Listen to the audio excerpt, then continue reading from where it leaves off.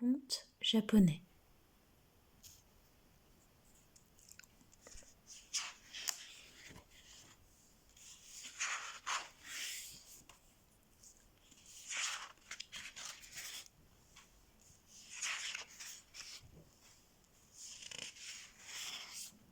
Immé au grand chapeau. Il y a bien longtemps, vivait au Japon un de ces guerriers qu'on appelait des samouraïs. Il était riche et puissant, mais très malheureux. Après de longues années de mariage, aucun enfant n'était venu apporter la joie dans sa maison. Un jour, il se rendit au temple avec son épouse et là, toute la journée, ils prièrent avec ferveur. « Ô Dieu, Dieu puissant, donnez-nous un enfant !» Leur prière ne fut pas inutile. Peu de temps après, une petite fille leur naquit. Ils l'entourèrent de tous leurs soins et de tout leur amour. Ils passaient des journées entières avec elle. Ils ne se fatiguaient pas de l'admirer et soupiraient sans cesse. « Notre fille, notre petite Immé !» Immé grandissait et s'épanouissait comme une fleur. Elle était belle et intelligente. Encore toute petite, elle chantait et jouait de la musique à la perfection. Ce bonheur familial ne dura pas longtemps. La petite fille n'avait que 10 ans lorsque son père mourut à la guerre. Quelques années plus tard, sa mère fut atteinte d'une terrible maladie. Sentant sa fin prochaine, elle fit venir Immé auprès d'elle. Elle la pria de s'agenouiller près d'elle. Puis elle se livra à une étrange opération. Elle posa sur la tête de l'enfant un petit coffret, et par-dessus le coffret, un grand chapeau en forme de coupole, si grand qu'il lui descendait jusqu'au menton. Elle regarda Immé avec tendresse et murmura : « Je ne fais qu'exécuter l'ordre des dieux. Ne me demande pas d'explication. Un jour tu comprendras. » Ayant dit ces paroles, la pauvre femme expira. Immé essaya bien d'enlever cette extraordinaire coiffure, mais elle eut beau faire, elle ne put la déplacer d'un cheveu. On aurait dit qu'elle était rivée à sa tête. La pauvre petite devint la risée du pays. Chaque fois qu'elle apparaissait, tout le monde se moquait d'elle. « Oh, le beau chapeau, viens par ici, épouvantail !» On lui lançait des pierres, on lui donnait des coups de bâton. Excédée, la pauvrette quitta un jour le pays et ses méchants habitants et se mit à marcher sans but sur une route. Elle arriva au bord d'un fleuve et regarda l'eau qui coulait. Elle crut entendre la voix de sa mère qui semblait lui parvenir du milieu du fleuve. Elle se jeta dans l'eau et l'eau profonde l'engloutit. Seul son chapeau ne coula pas et se mit à flotter doucement.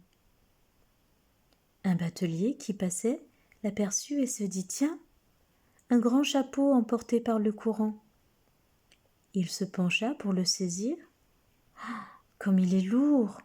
Mais il y a une petite fille dessous. Son étonnement fut si grand qu'il faillit lâcher le chapeau. Heureusement, il n'en fit rien, et Immé put ainsi rejoindre la rive saine et sauve, et reprendre son triste voyage.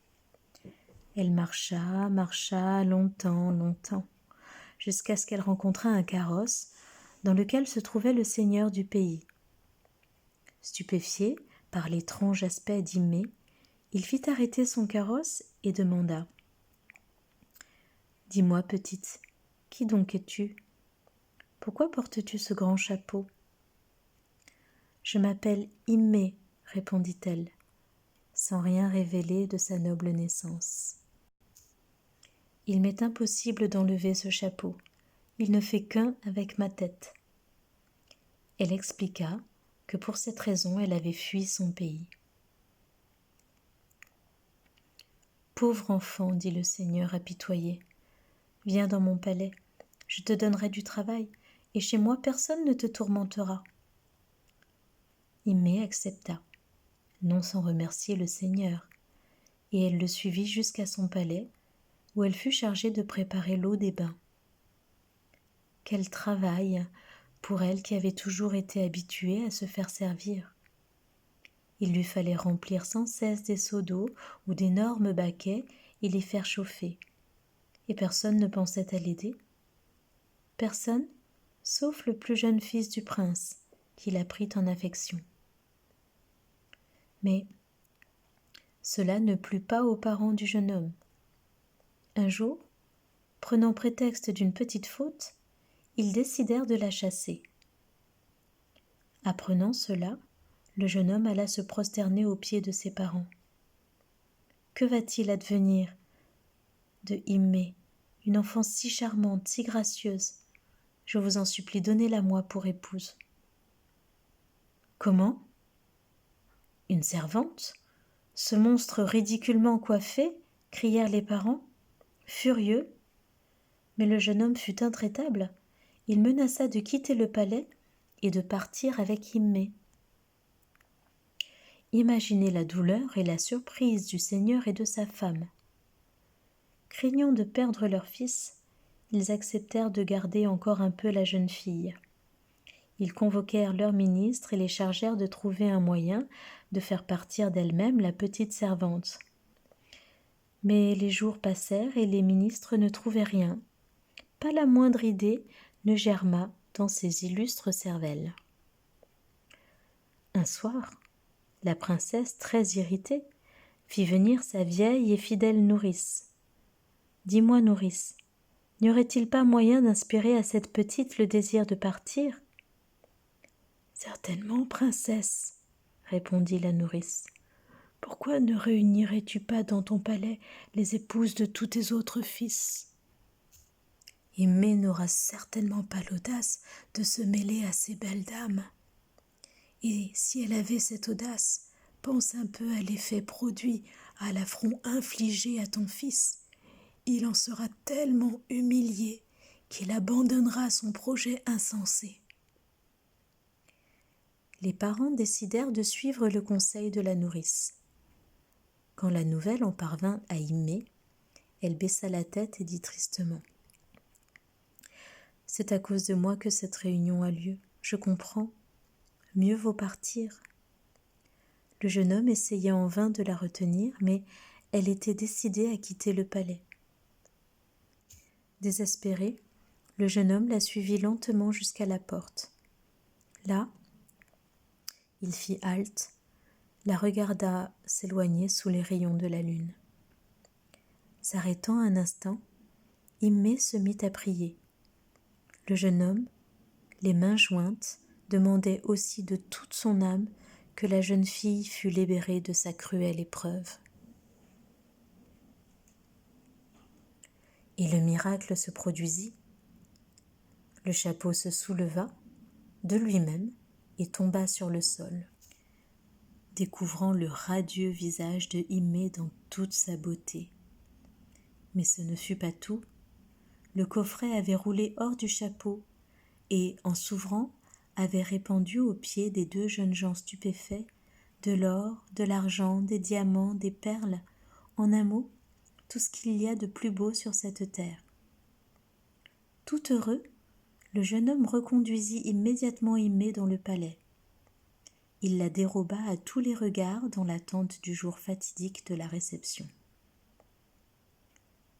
Quelle impudence, dirent les familiers du palais, quand ils apprirent que la jeune fille allait prendre part à la réception, et ils ricanaient en pensant à ce qui allait se produire.